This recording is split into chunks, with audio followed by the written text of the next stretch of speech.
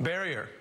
Now, even if this isn't going that well for the White House, there are leaks as well that Donald Trump takes some solace in the idea that as a matter of media, as a matter of sort of public discussion and narrative and all that stuff, that this could overshadow Nancy Pelosi's return to power next week. Here is the Daily Beast headline: Team Trump gleeful that shutdown will hijack incoming Democratic House Speaker Nancy Pelosi's big moment. Reporting increasingly, Trump and his allies see an upside in forcing Pelosi to have to spend the first days, if not weeks, of the next Congress engaged in an argument over border wall funding rather than her preferred agenda of ethics and election reforms and congressional oversight.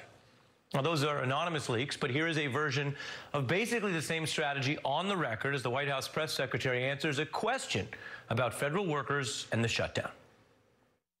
What message does the White House have as these people struggle to make it through the holidays? The real question here is Nancy Pelosi is only looking to protect her speakership and not protect our borders, and that's why she's unwilling to negotiate with us and unwilling to make any type of a deal.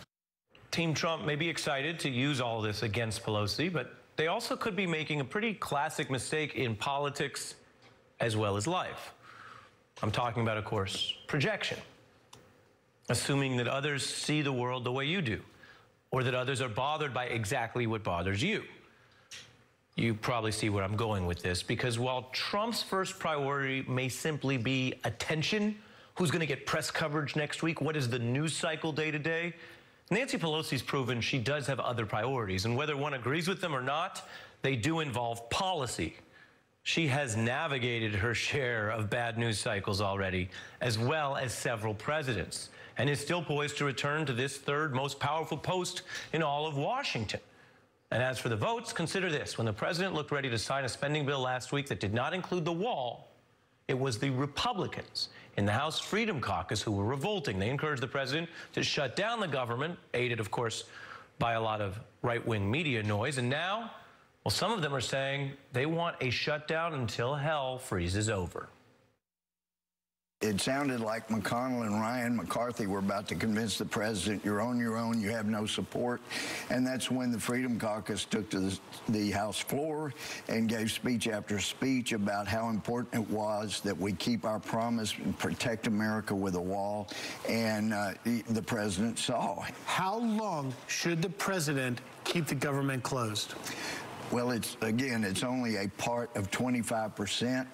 And because we keep seeing people losing their lives without one, you How do long? It till hell freezes over. February? Till hell freezes over.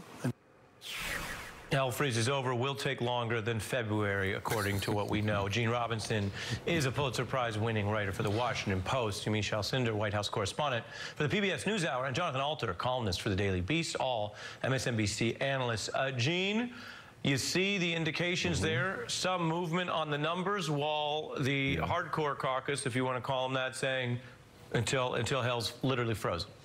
Right, and so, look, I think your analysis is correct, that Nancy Pelosi will be Speaker, will come in with her own agenda and her own priorities and her own sense of what's important, and it won't be the same as Donald Trump's. And, you know, why would she, at this point, take anything Mick Mulvaney says as holy writ, or indeed any deal that gets negotiated as holy writ, given Donald Trump's record of simply going back on deals that everybody else thinks are made deals. And so I don't quite know. I mean, to me, that is the huge stumbling point to anything. There's no incentive for Democrats to move, knowing that Trump is going to pull the rug out from under the whole thing at the last minute as soon as Ann Coulter, you know, has indigestion. Well, I'm confused, Gene, because when you put it like that, it makes it sound like he's not a good negotiator. You know, I think he ought to read this book called The Art of the Deal that was written by my college classmate Tony Schwartz, and some guy named Trump got his name on it too. Yeah, well, the art of the branding, that part, there's something to that. The art of the PR. We're past